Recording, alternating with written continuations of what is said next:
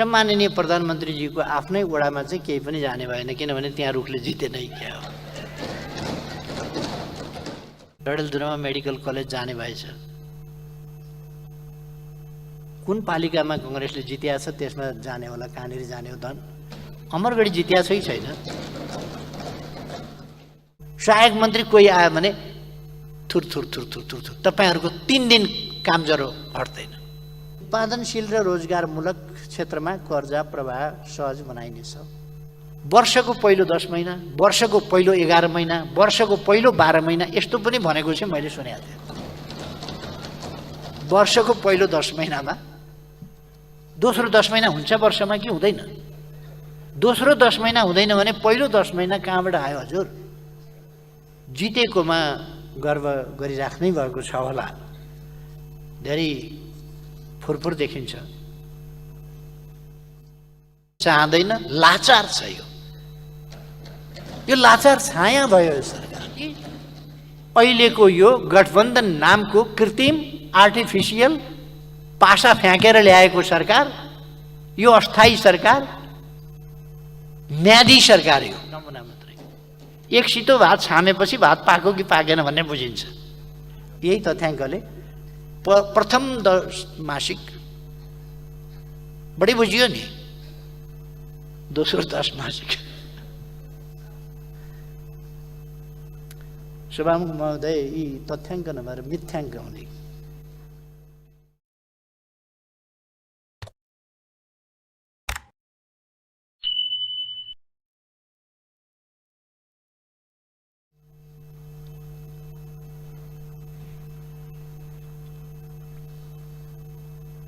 छिमेकी मित्र राष्ट्रहरूको संवेदनशीलता र मर्ममाथि गैर जिम्मेवार र पक्षधरताको नीति यस गठबन्धनले लिएको छ। छिमेकी मित्र राष्ट्रहरू र अन्तर्राष्ट्रिय समुदायसँग सम्बन्ध सञ्चालन गर्दा हाम्रो देशका तर्फबाट पूरा गर्नुपर्ने संवैधानिक कानुनी प्रक्रियाहरू निर्माण गर्नुपर्ने राष्ट्रिय सहमति र समझदारीप्रति यो गठबन्धन सरकारले पूर्ण व्यवस्था गरेको छ। छिमेकी मित्र राष्ट्रहरूको न्यायोचित संवेदनशीलतातर्फ पूर्ण उदासीन रहेको छ। द्विपक्षीय, क्षेत्रीय र बहुपक्षीय मञ्चहरूमा क्षमता प्रदर्शन गर्न सकेको छैन, बरु हुर्मत लिने काम भएको छ। म अरू धेरै भन्न चाहन्न, हुर्मत लिने काम भएको छ नेपालको इज्जतको। द्विपक्षीय, क्षेत्रीय र बहुपक्षीय मञ्चहरूमा क्षमता प्रदर्शन गर्न नसकेको मात्रै होइन, कमजोर बनाउँदै गएको छ।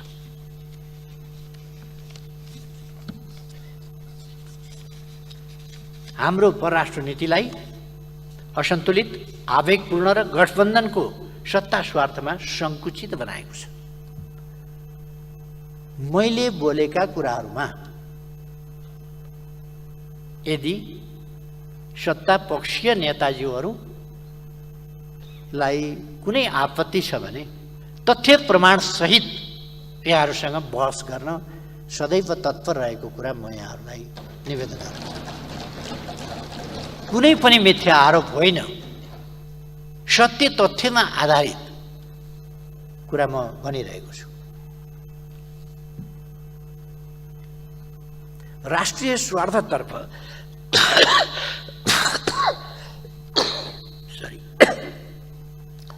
राष्ट्रिय स्वार्थतर्फ यस गठबन्धनलाई कुनै मतलब छैन।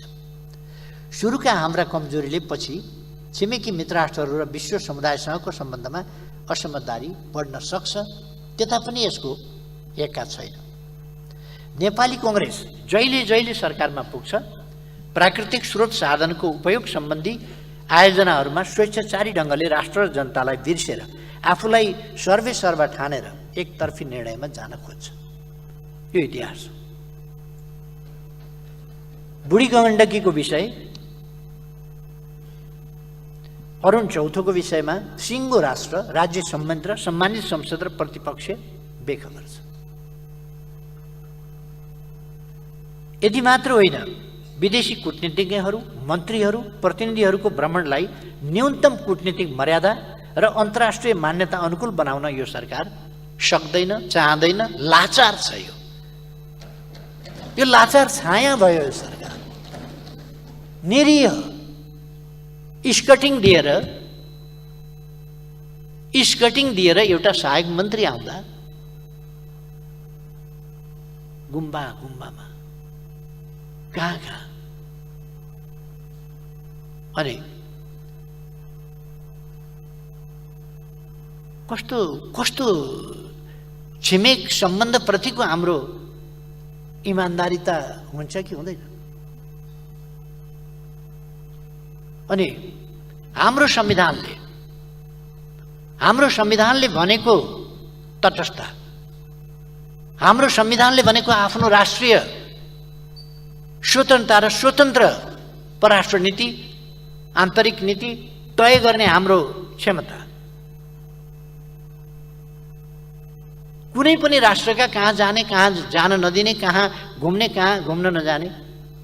अस्ति लिमी भ्याली जाँदाखेरि मैले सरकारको इजाजत लिएर गएँ। म देशको पूर्व प्रधानमन्त्री, बहालवाला सांसद, प्रमुख प्रतिपक्ष दलको नेता, मैले आफ्नै देशभित्र पनि इजाजत लिएर, प्रशासनसँग इजाजत लिएर म लिमा जस्तो हुम्लाको दुर्गम ठाउँमा जाँदा, आफ्नै नेपालको बस्तीभित्र जाँदा मैले इजाजत लिएर जानु पर्यो। अनि विदेशी मन्त्री आएर इजाजत लिनुपर्छ कि पर्दैन? इजाजत लिनुपर्छ भने किन इजाजत दिनुभयो? कसरी इजाजत दिनुभयो? कसको पक्षमा इजाजत दिनुभयो? कसको विपक्षमा इजाजत दिनुभयो? छिमेक सम्बन्धका संवेदनशीलताहरूलाई बुझ्नु भएको छ कि छैन?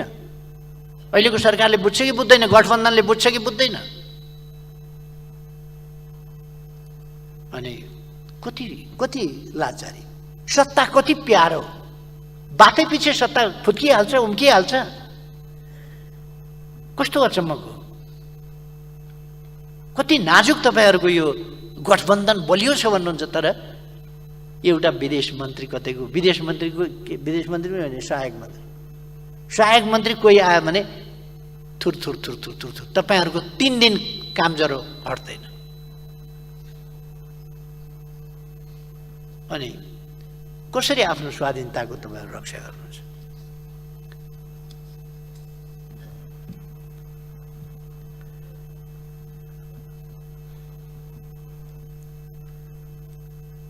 र यसरी यसबाट उत्पन्न हुन सक्ने असन्तुलन र त्यसबाट विकसित हुन सक्ने संशयबाट नेपाल र नेपालीले बेहोर्नु पर्ने परिणामप्रति यो सरकार जिम्मेवार छैन, देखिएन। म भन्न चाहन्छु गठबन्धन सरकार हाम्रो परराष्ट्र नीतिको असंलग्नता, न्यायोचित तटस्थता, निष्पक्षता र स्वतन्त्रतामाथि प्रहार नगरियोस्। नेपालको परराष्ट्र नीति अहिलेको यो गठबन्धन नामको कृत्रिम आर्टिफिसियल पासा फ्याँकेर ल्याएको सरकार, यो अस्थायी सरकार, म्यादी सरकार हो। यस म्यादी सरकारको निजी विषय होइन नेपालको परराष्ट्र नीति, नेपालको परराष्ट्र सम्बन्ध। त्यसकारण तपाईहरुलाई जे पनि गर्न छुट छैन, त्यतापट्टि म ध्यान आकर्षण गर्न चाहन्छु। म भन्न चाहन्छु गठबन्धन सरकारले हाम्रो परराष्ट्र नीतिको असंलग्नता, न्यायोचितता, तटस्थता, निष्पक्षता र स्वतन्त्रतामाथि प्रहार नगरोस्। राष्ट्रिय स्वाधीनता र अखण्डता कमजोर हुने कुनै षड्यन्त्र भित्रभित्रै नगरोस्। अनि छद्म नीति नलियोस्।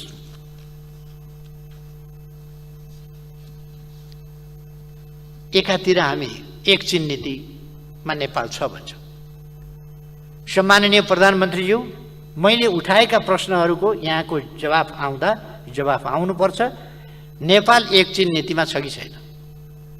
नेपाल हाम्रा छिमेकीहरूसँग छद्म मुखले एउटा कुरो व्यवहारमा अर्को कुरो होइन, वास्तविक अर्थमा ट्रान्सपरेन्ट ढङ्गले सन्तुलित, एकअर्कामा नखेल्ने, एउटा कार्ड अर्काको विरुद्ध प्रयोग नगर्ने र आफ्नो भूमि प्रयोग गर्न नदिने यस नीतिमा अडिग छ कि छैन? र वास्तवमा हामी हाम्रो परराष्ट्र नीतिको सम्बन्धमा म जवाफको क्रममा यो नीति कार्यक्रममा त लुते, कस्तो कहाँसम्म सीमा छ भन्ने पनि थाहा छैन। के हो विषय, के हो कुरो, के हो समस्या, के हो पनि थाहा छैन। बोल्न सकेका छैन। यस्तो छ।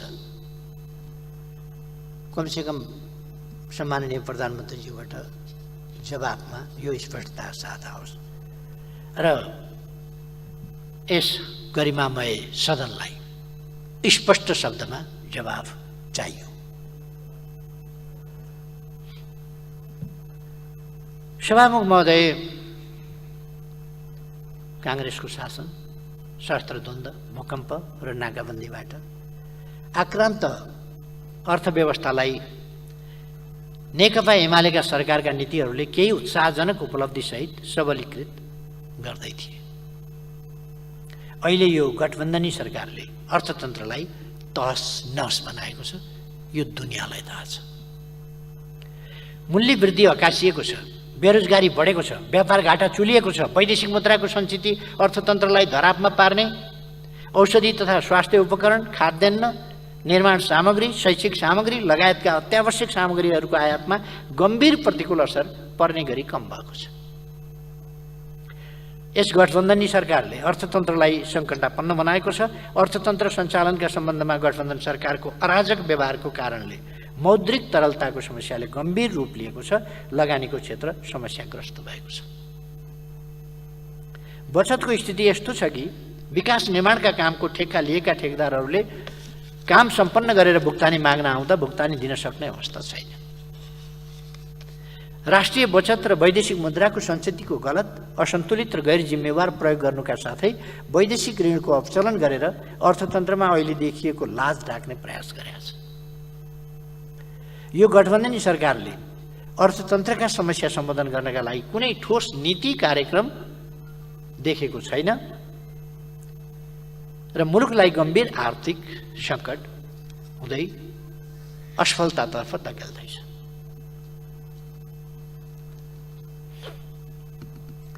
जनतालाई चर्को मूल्य वृद्धिको मारमा पारेको छ।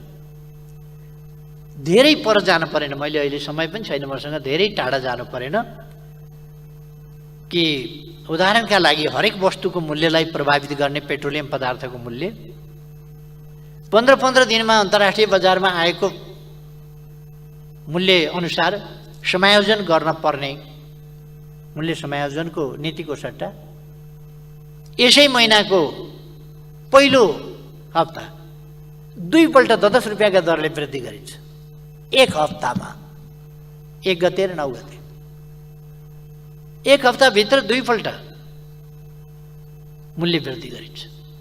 15 दिनमा समायोजन गर्ने नीति कहाँ हो? यो त जनतालाई धोका दिएको के भने 30 गते भोट खसाइन्जेलसम्म चुप लागेर बस्ने, भोट खसाएको भोलिपल्ट मूल्य वृद्धिको डन्डाले चाहिँ हात दिने जनतालाई, र त्यो पनि फेरि एक हप्ता नपुग्दै अर्को डन्डाले हात दिने। प्रति लिटर पेट्रोलियम पदार्थमा 20 रुपियाँ मूल्य हप्तामा वृद्धि भएपछि त्यसको हरेक वस्तुमा, त्यो त ढुवानीमा असर पर्ने भयो, त्यसको सम्पूर्ण कुरामा असर पर्ने भयो नि। हरेक वस्तुको मूल्य वृद्धि तदनुसार नै हुने भयो। यसरी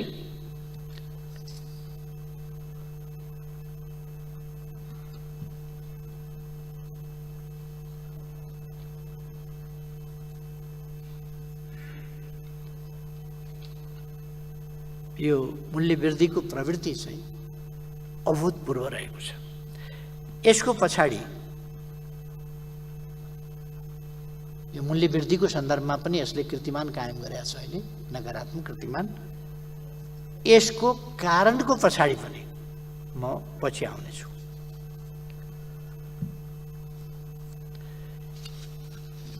अर्को सभामुख महोदय,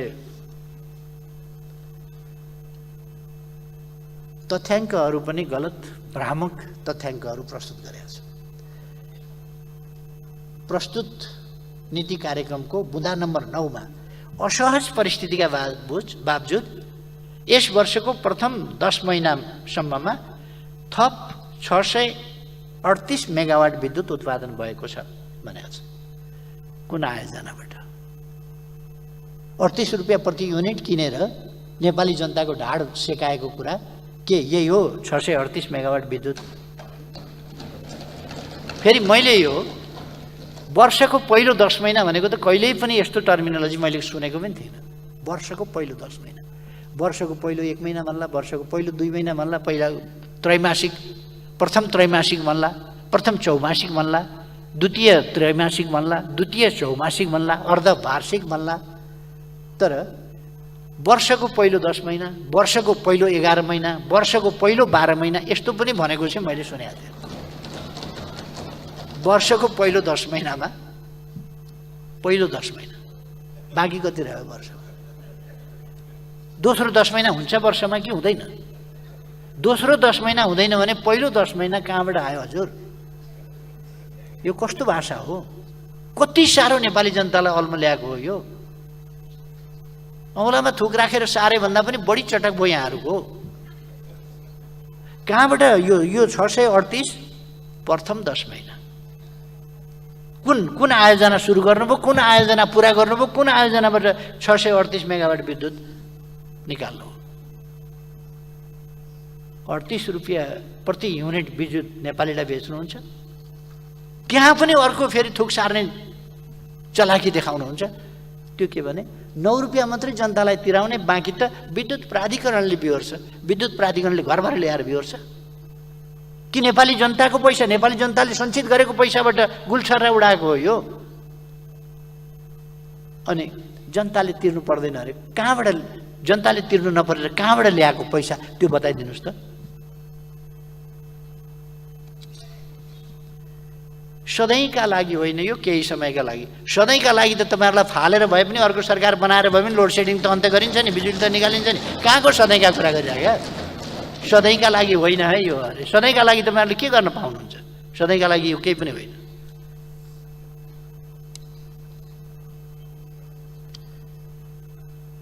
अब कुन आयोजना यस वर्ष सुरु भएर 10 महिनामा सम्पन्न भयो? यस्तै छन् तथ्याङ्कहरू। मैले खालि एउटा नमुना मात्रै। एक सितो भात छामेपछि भात पाको कि पाकेन भन्ने बुझिन्छ। यही तथ्याङ्कले प्रथम 10 मासिक बढी बुझियो नि, दोस्रो 10 मासिक। सभामुख महोदय, यी तथ्याङ्क नभएर मिथ्याङ्क हुने।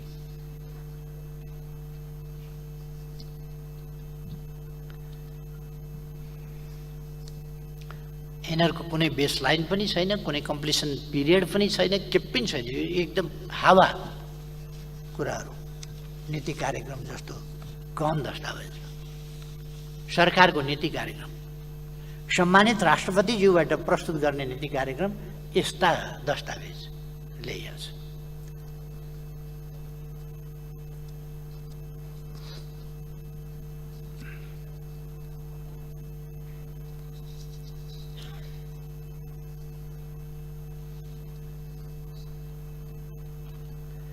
सभामुख महोदय, नीति कार्यक्रम मार्फत सरकारले जनता समक्ष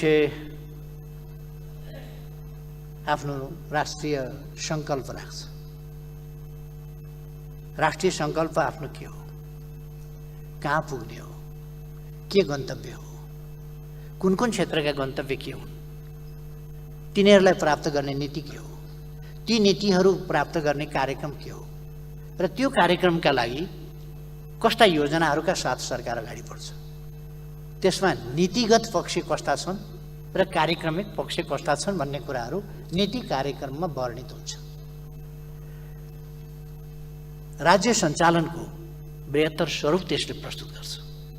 कसरी राज्य सरकार सञ्चालन कसरी गर्छ, राजनीति कसरी सञ्चालन गर्छ, भ्रष्टाचार नियन्त्रण कसरी गर्छ, समाजमा रहेका असङ्गत विसङ्गत र न्यूनताहरूलाई कसरी समाधान दिन्छ, यस्ता कुराहरू नीति कार्यक्रममा स्पष्ट ढङ्गले, योजनाबद्ध ढङ्गले र सुविचारी ढङ्गले प्रस्तुत गरिएका हुन्छ। सरकार के हो भन्ने सरकारको चरित्र त्यसमा प्रतिबिम्बित गर्छ, आफ्ना गन्तव्यहरू देखाउँछ। आफ्नो राजनीति, अर्थनीति, विदेश मामिला सञ्चालन सम्बन्धी नीति, विकास निर्माण सम्बन्धी नीति, सुशासन सम्बन्धी नीति, सामाजिक न्याय समानता सम्बन्धी नीति, लोक कल्याण सम्बन्धी नीति, जनतालाई पुर्याउने सेवा सुविधा सम्बन्धी नीति र सामाजिक परिवर्तन र रूपान्तरण कहाँनेरि पुगेको छ, अब कहाँ पुर्याउँछ भन्ने कुराहरू नीति कार्यक्रमले ती कुराहरू वेस्टेज गर्छ। त्यसरी वार्षिक नीति कार्यक्रम घोषणा गरिएको हुन्छ। अर्थतन्त्रका विभिन्न आयामहरूमा उत्पादकत्वको वृद्धि, भौतिक पूर्वाधारको निर्माण कसरी गर्ने, सामाजिक पूर्वाधारको निर्माण कसरी गर्ने, तिनीहरूको सुधार, बचत, राष्ट्रिय पुँजी निर्माण कसरी गर्ने, आत्मनिर्भरतातर्फ कसरी लाने, वैदेशिक परनिर्भरता कसरी घटाउने, व्यापार सन्तुलन कसरी कायम गर्ने जस्ता विषयहरू तय गरेको हुन्छ। शिक्षा, स्वास्थ्य, खानेपानी, सरसफाइ क्षेत्रमा जनताको पहुँच र जनतालाई सेवा कसरी उपलब्ध गराउने, सेवाको गुणस्तर र सुधार लगायतका विषयहरू नीति कार्यक्रममा समातिएका हुन्छन्। सेवा प्रवाह, भ्रष्टाचार नियन्त्रण, सुशासनका क्षेत्रमा पर्याप्त गर्न सकिने र गर्न खोजिएका के कस्ता कुराहरू छन्, उपलब्धिहरू के भएका छन् र कस्ता योजनाहरू छन् अब भन्ने कुरा प्रस्तावित गरिएको हुन्छ। त्यहाँ राष्ट्रिय दृष्टिकोण, नेसनल भिजन त्यसमा प्रस्तुत गरिएको हुन्छ। सर्वाधिक महत्त्वका राष्ट्रिय कार्यसूचीहरूको आधारभूत संरचनामा रहेर क्षेत्रगत उद्देश्य र लक्ष्यहरूको स्पष्ट खाका तयार गरेर त्यसको अनुशासनमा वार्षिक नीति र कार्यक्रम तर्जुमा गर्ने र त्यसको कार्यान्वयनलाई प्राथमिकता निर्धारण गरेर अनि त्यसपछि बजेट विनियोजन गर्ने काम भएको हुन्छ। सभामुख महोदय, यस नीति कार्यक्रमलाई यस पाटोबाट, यस दृष्टिकोणबाट हेर्दा कठै भन्न सकिन्छ, कठै भनेर।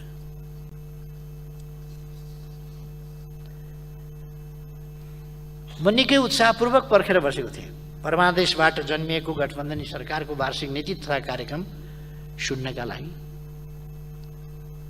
र सुनिसकेपछि पढ्न पनि म त्यतिकै उत्साहित भएँ र सुनेपछि सम्माननीय राष्ट्रपतिज्यूबाट संयुक्त सदनमा प्रस्तुत भएपछि मैले सुने, महलमा लिएँ। घरमा गएपछि फेरि त्यसलाई मैले दोहोऱ्याएर पढेँ।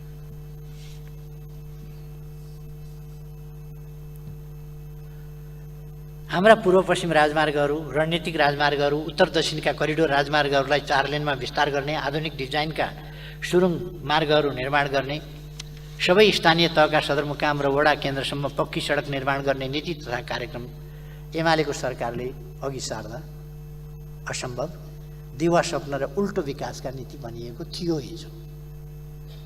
त्यसो गर्दाखेरि त्यसलाई के भन्छ त सरकारले, म सुनिरहेको थिएँ र मैले थप पढेँ पनि।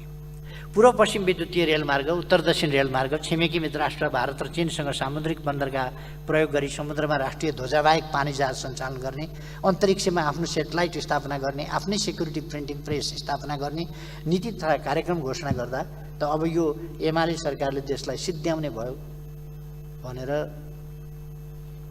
फर्कमान भएको पनि सुनेको थिएँ मैले। के किन ल्याउँछ होला, नै आकाशबाट जुन तारै खसाउँछ होला यसपल्ट भन्ने लागेको थियो।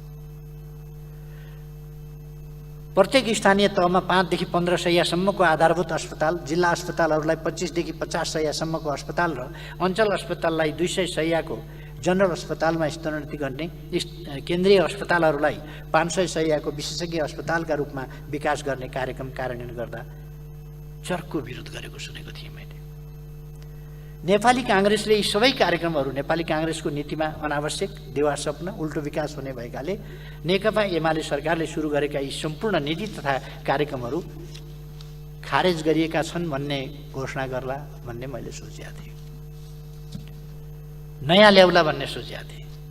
यातायातका लागि डोको नाम्लो डोलीको व्यवस्था गरिनेछ भन्ला भन्ने सोचेको थिएँ। सामान ढुवानीका लागि भरियाहरूको प्रबन्ध, खच्चरहरूको प्रबन्ध व्यापक रूपमा हुनेछ भन्ने, आर्थिक स्रोत साधनले सम्भव भएमा सामान ढुवानीका लागि खच्चड व्यवसायलाई प्रवर्धन गरिनेछ भन्ने पक्कै आउला सोचेको थिएँ।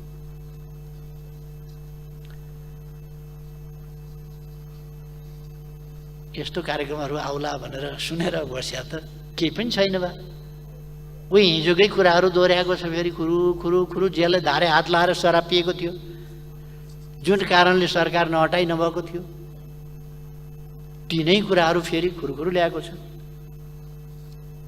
मैले त यसो विचार गरेको थिएँ, सबै औद्योगिक ग्रामहरू बन्द गर्ने, विशेष आर्थिक क्षेत्रहरू र स्टार्टअप फन्डको व्यवस्थाहरू खारेज गर्ने, प्रधानमन्त्री कृषि आधुनिकीकरण परियोजना लगायतका कार्यक्रमहरू रद्द गर्ने घोषणा हुने हो कि।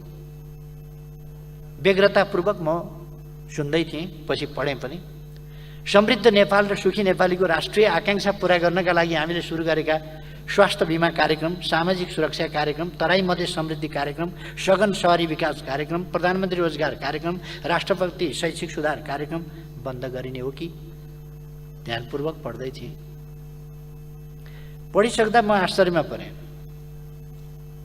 समृद्ध नेपाल सुखी नेपाली भन्ने राष्ट्रिय आकांक्षालाई निरन्तरता दिने त तपाईँहरूको हुती छैन, त्यो तपाईँहरूसँग आँटै छैन।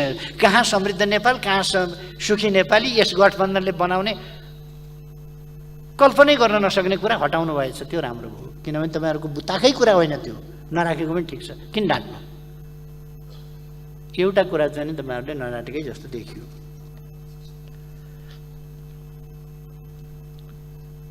पढिसक्दाखेरि म आश्चर्यमा परेँ। नीति कार्यक्रममा त नेपाल र नेपालीलाई केन्द्रमा राखेर नेकपा एमालेको सरकारले अघि सारेका सुरु गरेका नीति कार्यक्रमहरू नै देखिन्छन्। फेरि केही आएको छ भने त त्यही आएको छ,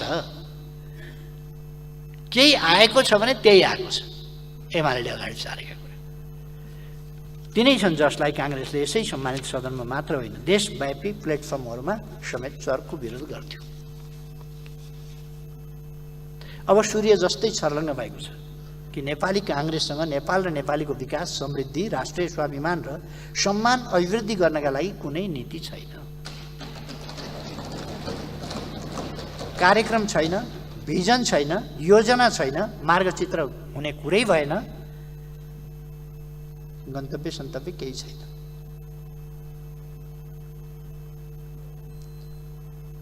यति मात्र होइन, काङ्ग्रेससँग नेकपा एमालेले अघि बढाएका नीति तथा कार्यक्रमहरूलाई हटाउने आँट पनि छैन। फेरि विरोध गरिन्जाल गर्ने, तर हटाउने आँट पनि छैन। संशोधन गरेर हटाउन सक्नुहुन्छ भने हटाइदिए हुन्छ। छ केवल नियत के भने जालझेल षड्यन्त्र गरेर सत्ता भोग गर्ने। नेपाली काङ्ग्रेससँग सत्ताभोग केन्द्रित नियतको नीति बाहेक देश र जनताका लागि कुनै नीति र कार्यक्रम छैन। नीति सत्तामा पुग्ने, कार्यक्रम सत्ता टिकाउने। त्यसका लागि जे पूर्वाधारहरू तयार गर्नुपर्छ गर्ने।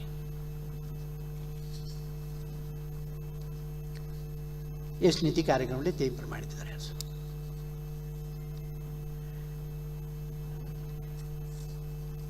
मलाई लाग्छ नेपाली काङ्ग्रेसले यस नीति कार्यक्रम मार्फत आफ्नो पहिचान पनि गुमाएको छ। कम्तीमा पनि फजुल खर्च कटौती गरी अर्थतन्त्र बलियो बनाउन स्वास्थ्य बिमा कार्यक्रम, ज्येष्ठ नागरिक र एकल महिला लगायतलाई उपलब्ध गराउँदै आएको सामाजिक सुरक्षा भत्ता दिने कार्यक्रम र स्थानीय तहमा विकास निर्माणका लागि सोझै बजेट उपलब्ध गराउने व्यवस्था कनिका छर्ने कार्यक्रम भएकोले खारेज गरिएको छ भन्ने त हुनु पर्थ्यो। त्यही भने हो हिजो। आर्थिक उदारीकरणबाट लाभ लिनका लागि करेन्ट अकाउन्ट मात्रै होइन, क्यापिटल अकाउन्ट पनि तत्काल खुला गरिएको छ भन्ने त हुनु पर्थ्यो। ध्वस्तै बनाउनु परेपछि कर फर्स्योट आयोग गठन गरी फेरि नेकपा एमाले त्यसलाई बन्द गरिदिएको छ। कर फर्स्योट आयोग पुनः गठन गरी माफी दिने व्यवस्थालाई पुनर्जागृत गरिनेछ भन्ने त हुनु पर्थ्यो। जस्ता नीति कार्यक्रम ल्याएर आफ्नो पहिचान बचाउन काङ्ग्रेसले सक्छ कि भन्ने लागेको थियो। तर अब कङ्ग्रेसले आफ्नो सत्ता स्वार्थ टिकाउनका लागि आफूलाई सत्ता स्वार्थको किलोमा बाँधेर आफूलाई नै अरू पार्टीमा खोज्न थालेको छ। अन्य दलको अनुहारमा आफ्नो अनुहार हेर्न थालेको छ नेपाली कांग्रेसले। अब कांग्रेसको देश र जनताका हितका लागि आफ्नो सिद्धान्त नीति कार्यक्रम केही पनि रहेन। यस नीति कार्यक्रमले त्यही भन्छ। उत्पादन र उत्पादकत्व वृद्धि, भौतिक पूर्वाधार निर्माण, व्यापक रोजगारी सृजना, शिक्षा र स्वास्थ्य सेवामा गुणात्मक सुधार, सामाजिक सुरक्षा र कल्याण, सामाजिक न्याय, सेवा प्रवाह, सुशासन, अन्तर्राष्ट्रिय सम्बन्ध र नेपालीको सम्मान अभिवृद्धिका क्षेत्रमा नेकपा एमाले सरकारले सुरु गरेका र कार्यान्वयन गरेका नीति तथा कार्यक्रमहरू खारेज गरेर त्यसको वैकल्पिक नीति प्रस्ताव गर्न म नेपाली कांग्रेसलाई चुनौती दिन चाहन्छु, जसको कारणले हिजो विरोध गरे। छद्म ढङ्गले होइन, खुलेआम ढङ्गले आउनु पर्यो। सभामुख महोदय, अन्य राजनीतिक दलहरूका सिद्धान्त नीति कार्यक्रम र एजेन्डाहरूको सुरुमा चरको विरोध गर्ने, प्रतिवाद गर्ने, अस्वीकार गर्ने, पछि केही समयको बीचमा मौका छोपेर तिनै सिद्धान्त नीति कार्यक्रम र एजेन्डाबाट लाभ लिने, आफू गलत गर्ने अनि आफ्ना गलत कार्यहरू उल्टै तिनै राजनीतिक दलहरूलाई लगाएर व्यापक कुप्रचार गर्ने, उचित अनुचित सहारा लिएर सत्ता भोगका लागि अनुकूल इकोसिस्टम तयार गर्ने नेपाली कांग्रेसको खानदानी सिद्धान्त हो। रणनीति हो, कार्यनीति हो, कार्यक्रम हो। अर्काको एजेन्डालाई थाहा नपाए जस्तो गरेर उपयोग गर्ने विशिष्ट क्षमता कांग्रेसमै छ। अर्काको गुणमा अन्डा पारेर चल्ला कोरल्न कांग्रेस पोख्त छ, पटक पटक। यो हाम्रो इतिहासको हार्ड रियालिटी हुन्छ नि, हार्ड रियालिटी हो। 2007 सालमा राजा राणाको बीचमा कतै सम्झौता गरेर राजालाई प्रजातन्त्रको पिता, राष्ट्रको पिता र राणालाई प्रधानमन्त्री मानेर मन्त्री पद खाने, जनताको छोराछोरी नै प्रधानमन्त्री हुनुपर्छ भनी माग गर्ने, नेपाल कम्युनिस्ट पार्टीमाथि प्रतिबन्ध लगाउने र नेता कार्यकर्तालाई गोली ठोक्ने, टाउको काट्ने अनि प्रजातन्त्रको हिमायती र सूत्रधार नेपाली कांग्रेस नै हो भन्ने नीति नेपाली कांग्रेसले भन्ने गरेकै हो।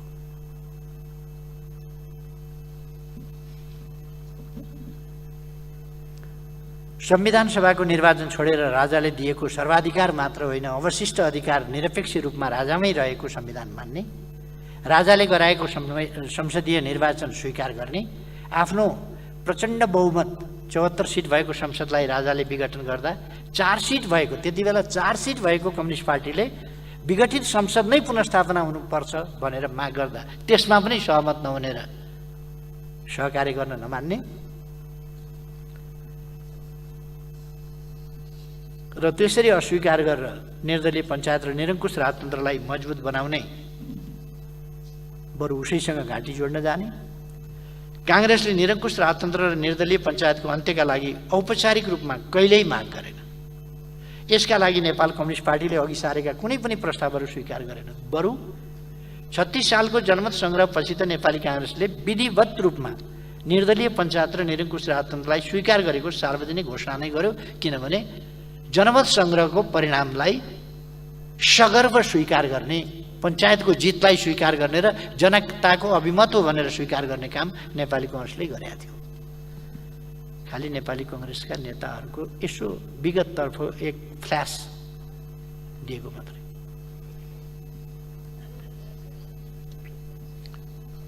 अनि नेपाली कांग्रेसले आफूलाई बहुदलीय संसदीय व्यवस्थाको आमा भन्न चाहिँ छोड्दैन, फेरि आमा नै भन्छ आफूलाई। नेपाली कांग्रेस र राजाको घाँटी जोडिएको छ भन्ने, संसद विघटन गरी राजामा सत्ता सुम्पिने, राजाबाट आफै असक्षम घोषित हुने, पुनः बक्सिएको पद हात थाप्ने, गोर्खाली राजाबाट न्याय पाए भन्ने अनि राजतन्त्र समाप्त पारी गणतन्त्र ल्याए भन्ने नीतिको प्रतिपादक यो धरतीमा नेपाली कांग्रेस हो। जता फर्किए भने चितकी पट भन्दाखेरि चित पनि मेरा, पट पनि मेरा, अन्टी मेरा बापका भन्थ्यो अरे एउटाले हिन्दीमा। चित पर्यो भने मेरो, पट पनि मेरो, होइन कोल्टे परेछ नि भनेको त्यो त मेरो बाउको पर्यो। त्यसो भए नेपाली कांग्रेसको नीति त्यस्तै हो। ताजा जनादेशका लागि निर्वाचनमा जान अस्वीकार गर्ने, सर्वोच्च अदालतमा आफूलाई प्रधानमन्त्री नियुक्त गरी पाऊँ भनी प्रमुख दावेदार भएर मुद्दा दायर गर्ने, दलीय राजनीतिको मर्ममा प्रहार गर्ने अनि आफ्नो इच्छा नभई अर्काले भनेको भरमा सरकार प्रमुख हुनु पर्यो भन्ने। प्रधानमन्त्री चयनको यस्तो घोर अलोकतान्त्रिक सिद्धान्तको प्रतिपादक पनि नेपाली काङ्ग्रेसले हो। म भन्न चाहन्छु, अर्काको आग्रहमा बनेको सरकार कसको आग्रहमा चल्छ, कसको हितमा काम गर्छ? यो गम्भीर सङ्गीन प्रश्न नेपाली जनतामा छ। यो परमादेशी सुविधाजनक सरकारका कतिपय निर्णयहरूमा, सुविधाजनक भनेको कम्फर्टेबल है, अङ्ग्रेजी शब्द पनि बिर्सिनु हुँदैन, कहिलेकाहीँ बडा अर्थ राख्छ क्या त्यसले। यो परमादेशी सुविधाजनक यानि कम्फर्टेबल। नेपाली जनताले आजकल सुविधाजनक भन्दा बढ्ता कम्फर्टेबल बुझ्न थाले क्या। सरकारका कतिपय निर्णयहरूमा शङ्कास्पद प्रतिबिम्बहरू देखिसकेका छन्। नेपाली काङ्ग्रेसकै नीतिका कारण 7 सालमा आएको गणतन्त्रलाई संस्थागत गर्न आधा शताब्दीभन्दा बढी सङ्घर्ष गर्नु पर्यो। बहुदलीय संसदीय लोकतन्त्रका लागि करिब 40 वर्ष सङ्घर्ष गर्नु पर्यो। संविधान सभाका लागि करिब 60 वर्ष सङ्घर्ष गर्नु पर्यो। कतिले प्राण उत्सर्ग गर्नु पर्यो, कतिले जेलनेलको कठोर यातना भोग्नु पर्यो, कतिको जीवन बर्बाद भयो। यही 60-70 वर्षको अवधिमा विश्वका सबै देशहरूले विकासमा फड्को मारे। हामी नेपाली गरिब, अभाव, विपन्नता, बेरोजगारीको दुष्चक्रमा फस्यौँ, वञ्चितीकरणमा पर्यौँ। यदि नेपाली काङ्ग्रेसको असक्षमता र गलत नीति नभएको भए नेपाल र नेपालीको अवस्था र सम्मान आज विश्वमा एउटा उचाइमा पुगेको हुने थियो।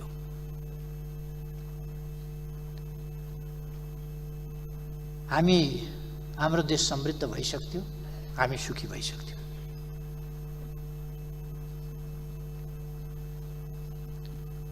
यस नीति कार्यक्रमले चर्को आवाजमा यसपल्ट भन्यो, काङ्ग्रेसको नीतिबाट देश बन्दैन,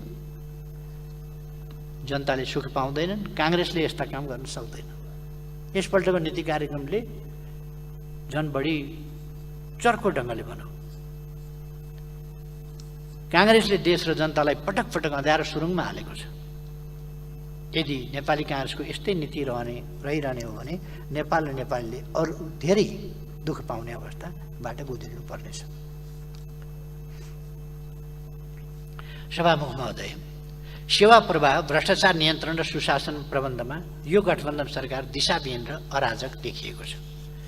काङ्ग्रेस रुल अफ ल होइन, rule of Congress, rule of स्वेच्छाचारिता, रुल अफ स्वार्थको नीतिबाट चलेको छ। भेस्टेड इन्ट्रेस्ट अफ कोलिसनबाट चलेको छ। काङ्ग्रेस र गठबन्धनलाई कानुनी व्यवस्था लागू हुँदैन, योग्यता प्रणाली मान्नु पर्दैन, काङ्ग्रेसले भनेको मात्रै मान्नुपर्छ, नत्र राष्ट्रबङ्कको गभर्नर निलम्बनमा पर्छन्। न्यायपालिकामाथि पटक पटक महाभियोगको दण्डा वर्षाइन्छ। प्रहरी प्रशासनमा बर्खास्तगी सुरु हुन्छ, बेथिति सुरु हुन्छ। जिम्मेवारी र वृत्ति विकासमा थिति ध्वस्त बनाइन्छ। यो परमादेशबाट बनेको सरकारको यो क्रियाकलापको ट्रेलर मात्रै हो। यदि यस्तै चलिरहने हो भने यो देश, यो ट्रेलरले सङ्केत गर्दछ कहाँ पुग्छ भनेर। राज्य संयन्त्र सत्ता र स्रोत साधनको चरम दुरुपयोगबाट यो सरकार जति समय रहन्छ, मुलुकको अधोगतिको चलचित्र मञ्चन पनि त्यसरी नै हुँदै जान्छ। गठबन्धन सरकारको नीति र कार्यक्रमको अक्षर जे भए पनि मर्म र भावना यसैतर्फ केन्द्रित छ।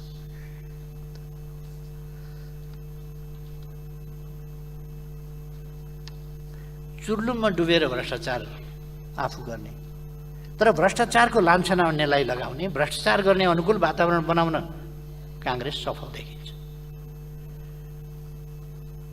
बडा चर्चा गरेर सुनिन्छ वाइड बडी काण्ड। छानबिन गर्नुहोस् न वाइड बडी काण्ड। कसले सम्झौता गर्यो, कसले भुक्तानी गर्यो, कसले भुक्तानीको सुरु गर्यो, अन्तिम किस्ता त जो भए पनि दिनु पर्ला नि त। 33 किलो सुनकाण्ड अगाडि भइसकेको सुनकाण्डको मैले छानबिन गराएको हुँ। त्यसकारण 33 किलो सुनकाण्ड बडा चर्चा। उल्टै अघिल्लो सरकारको समयमा भएका सुनकाण्डहरूका पाल टालिएपछि र सुनका भरियाहरू र सुनका कारोबारीहरू गिरफ्तार हुन थालेपछि अनि बालुवाटार जग्गा काण्ड, यस्तै काण्डहरूका चाङमा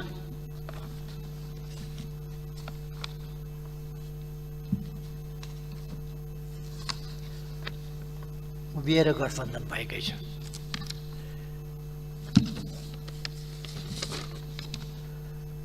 तिथि मिति नाम थर ठेगाना र अभिलेखबाट कसले के गरेको भन्ने भइहाल्छ। को कसको निर्णयबाट कहिले के भएको छ त्यसको हिसाब किताब लेखाजोखा गर्ने समय आउला नै, धेरै समय लाग्दैन। जनताले हिसाब खोज्नेछ। एक दिन सबै हिसाब राज्यलाई बुझाउनुपर्छ, त्यो मेरो विश्वास छ। म चुनौती दिएर भन्न चाहन्छु, म माथि पनि थुप्रै लान्छना छन्, लान्छना लगाइएको छ बलजफ्ती। अस्ति एउटा टेलिभिजन अन्तर्वार्तामा एउटा पत्रकारले सोध्दै गरे, मैले देखेँ, केपी ओलीसँग 2 खरब रुपैयाँ छ भन्ने सुनिन्छ, के हो भनेर। ती तथाकथित विद्वानले केपी ओलीलाई पनि आफू जस्तै ठाने रहेछन्। मुस्कुराउँदै, बडो गम्भीर भावमा उनले मुस्कुराउँदै भने, त्यति त होइन, म जहाँसम्म यकिन छु 20 देखि 40 अरब रुपियाँ चाहिँ केपी ओलीसँग नगदै छ। पत्रकारले खुसियालीपूर्ण ढङ्गले सोध्यो, कहाँ होला त्यो पैसा? रिजर्भ ब्याङ्कमा। उनले बडो यकिन साथ भने, रिजर्भ ब्याङ्कमा। आज यस सम्मानित संसदको रोस्टमबाट म भन्दैछु, तिनै व्यक्तिका नाममा रिजर्भ ब्याङ्कले पनि सुनोस् मेरो कुरा, रिजर्भ ब्याङ्कमा मेरो जति 100 करोड जति अरब छ सबै तिनै व्यक्तिका नाममा सारिदियोस्। अर्को, मेरो बारेमा भ्रष्टाचारका चर्चा गर्ने नेताजीहरू, प्रधानमन्त्रीज्यू, पूर्व प्रधानमन्त्रीज्यू, मन्त्रीज्यूहरू र मान्यज्यूहरू लगायत अरू सबैलाई पनि म चुनौती दिन चाहन्छु। मैले आफ्नो सम्पूर्ण चल अचल सम्पत्ति राज्यको नाममा गरिदिएको छु। मैले के राज्यका नाममा सम्पत्ति ल्याइदिनका लागि, आफ्नो सम्पत्ति राज्यका नाममा गरिदिनका लागि भ्रष्टाचार गर्नुपर्ने कि केका लागि भ्रष्टाचार गर्नुपर्ने? मैले मेरो र मेरो श्रीमतीका नामको सम्पूर्ण चल अचल सम्पत्ति राज्यका नाममा गरेको छु। म माथि औँलो ठड्याउन भन्दा अगाडि कुनै महानुभाव निस्किनुहोस् न राज्यका नाममा सम्पत्ति हस्तान्तरण गर्ने। हस्तान्तरण गर्ने कोही निस्किनुहोस् न। मैले केपी ओलीलाई मुखभरिको जवाफ दिने भए पनि गर्नुहोस् त घोषणा, ल यही संसदबाट गर्नुहोस् त सुरवैरीहरूले। म सम्माननीय पूर्व प्रधानमन्त्रीजीहरूलाई घुमाइ फिराइकन मलाई छेडान्नुहुन्छ। म भन्न चाहन्छु, गर्नुहोस् न त तपाईँहरू पनि राष्ट्रका नाममा, ट्रस्टका नाममा दान गरिदिनुहोस्। मेरो चल अचल सम्पत्ति कहीँ पनि भएको र मैले सम्पत्तिमा लोभ गर्नुपर्ने, अर्काका नाममा राखेर अर्कालाई सम्पत्ति खुवाएर मैले आफू बदनाम हुनुपर्ने कुनै कारण छैन। र म आफ्नो सम्पत्ति राज्यलाई दिने मान्छेले अर्कालाई सम्पत्ति खुवाउने कुरा आउँदैन। आफू नखानेले अर्कालाई किन खुवाउँछ?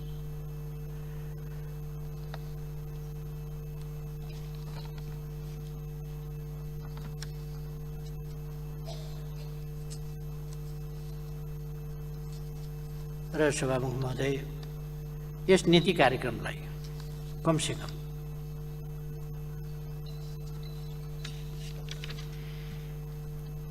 नीति कार्यक्रम भनेर मान्न सकिने अवस्था छैन।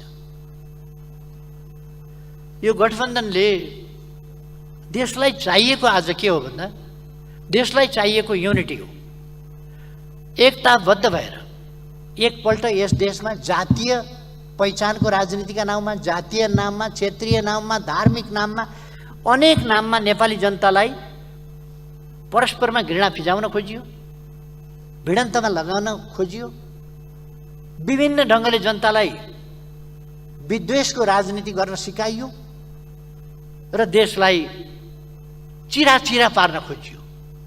त्यसका विरुद्ध हामी लड्यौँ, राजनीतिक दलहरू लडे, नेपाली जनता लड्यौँ र नेपाल राष्ट्रलाई सामाजिक विद्वेषमा आधारित विखण्डनतिर होइन, अनेकतातिर होइन, सामाजिक सद्भाव, सामाजिक सहयोग, सहकार्य, सहअस्तित्व, सामाजिक सद्भाव, मेल, एकता, पारस्परिक सहयोग, यसमा आधारित भएर राष्ट्रिय एकता बनाउँदै त्यस एकताले समग्र राष्ट्रिय विकास, देशमा सुशासन र विकासको बाटोबाट अगाडि जाने बाटो हामीले लियौँ। त्यस बाटोलाई अहिलेको गठबन्धन सरकार भत्काउन खोजिराखेको छ, बिगार्न खोजिराखेको छ, जो अत्यन्तै खतरनाक कुरा हो। आज आवश्यक छ हामीले रोजेको प्रणाली नै प्रतिस्पर्धात्मक बहुदलीय प्रणाली हो, त्यसकारण यहाँ बहुदल हुन्छ, प्रतिस्पर्धा हुन्छ, तर त्यो प्रतिस्पर्धा स्वस्थ प्रतिस्पर्धा हुनुपर्दछ। अस्वस्थ, घृणाको, मारामारको प्रतिस्पर्धा, प्रतिपक्ष बिनाको तपाईहरुले लोकतन्त्र खोजेको, प्रतिपक्ष बिनाको तपाईहरुले गठबन्धन खोजेको, गठबन्धन एकलौटी गठबन्धन, प्रतिपक्ष त माटो चटाइने, धुलो चटाइने, ध्वस्त पारिने, पत्ता साफ पारिने, बढारिने, टर्च बालेर खोज्दा नभेटिने, दिउँसै पनि टर्च बालेर खोज्दा भेटिँदैन अरे, त्यहाँ पुर्याउने प्रतिपक्ष भनेपछि प्रतिपक्ष विहीन कस्तो डेमोक्रेसी तपाईहरुले खोजेको हो। त्यसकारण हामी एउटा स्वस्थ डेमोक्रेसीको पक्षमा, सामाजिक सद्भाव सहितको राष्ट्रिय एकताको पक्षमा, सामाजिक न्याय र समानता सहितको राष्ट्रिय एकताको पक्षमा, असमानता र विभेदको अन्त्य भएको स्थितिको पक्षमा हामी रहेका छौँ। त्यसैका लागि प्रयास गरिरहेका छौँ र म खबरदारी गर्न चाहन्छु, गठबन्धनले राष्ट्रिय विद्वेष, द्वन्द्व, घृणा र त्यसमार्फत अनेकता र विकासका प्रयासहरूलाई छताछुल्ल पार्ने नीति लिएको छ, जो प्रतिकूल नीति हो, देशका लागि गलत हो।